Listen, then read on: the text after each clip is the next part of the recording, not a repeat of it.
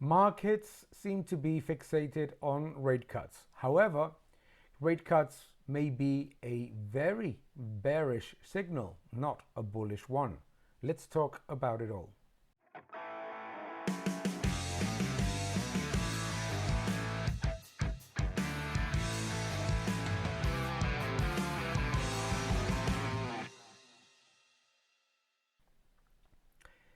Hello everyone and welcome to my YouTube channel. Thank you so much for following. Thank you very much for subscribing, for leaving your comments below and for giving a like to this video. Market participants seem to be very obsessed about rate cuts.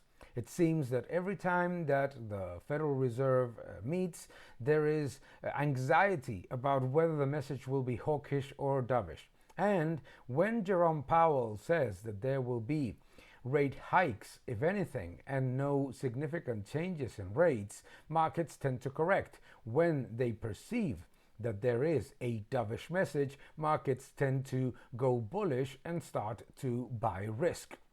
However, there may be some significant mistakes in this perception of what rate hikes may mean for the economy.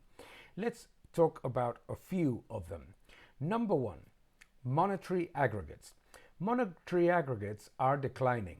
This is showing, and it's very evident in credit growth, in M2, and obviously all the different monetary aggregates are showing that there is a much larger contraction of the real economy than what GDP and employment show. The Fed doesn't pay attention or doesn't pay enough attention to monetary aggregates, and by doing so, it tends to give a negative signal about what is really happening in the economy. For example, when monetary aggregates are rising too fast, they don't see signs of inflation, and when monetary aggregates are falling as fast as they are falling right now, they don't see signs of recession. Why? Because they look at lagging indicators, GDP and employment. GDP obviously is bloated by debt and certainly by consumer debt and government debt. But also, employment is a very, very lagging indicator. They don't pay attention to labor force participation or to the employment to population rate, but at the overall unemployment rate, which tends to be a very aggregate and not very, let's say, informative ratio. So, we don't look at monetary aggregates, we may lose what is really happening in the economy thinking that everything will be solved by rate cuts. Because when monetary aggregates are declining as fast as they are right now, the significant implications are likely to be seen between 10 to 12 months from the moment in which rate hikes have been finished. And therefore, right now, the macroeconomic indicators may be misleading. Number two, when the Fed decides to cut rates, it will be because they see a massive decline in aggregate demand. We have already discussed that government spending is not falling. In fact, it is rising. When government spending is rising, aggregate demand is unlikely to decline, or at least to decline as fast as the Fed would consider dangerous and trigger a rate cut.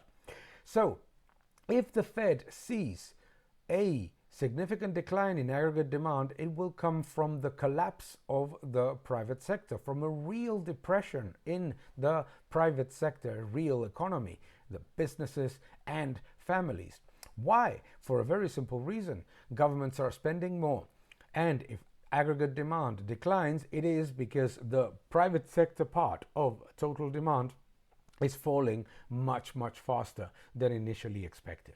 So, if by then they decide to cut rates, it is very unlikely to be a bullish signal, because by then the messages and the data are likely to be more about the monster contraction in investment consumption and in the earnings and margins of businesses that are more likely to impact equities and bonds than the rate cuts.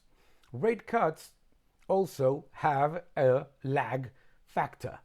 Number three, Many people think that if the Fed decides to cut rates, then it will disguise all the problems of the real economy that we have mentioned before, contraction in monetary indicators and the destruction of the private sector aggregate demand, and that everything will be good because that will trigger multiple expansion. However, we must remember that in previous periods, when they decided to cut rates, the lag effect was quite significant before there was any significant real reverse in the trend of equities and now bonds, obviously.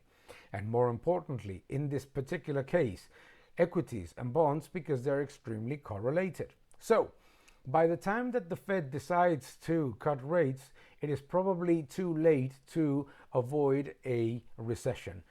And also, it is very difficult to believe that that will create multiple expansion and a significant price action until there is sufficient evidence that demand for credit is coming back simply because of rate cuts.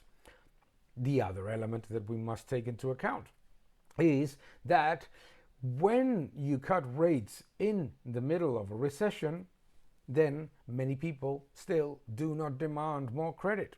So rate cuts themselves don't produce a significant solution for the economy.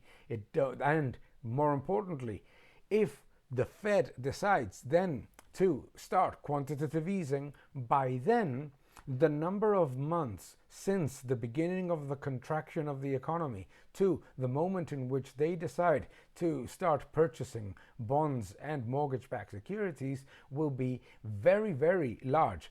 Remember that in previous occasions they have taken between 7 to 9 months, and 7 to 9 months for market participants are a lot.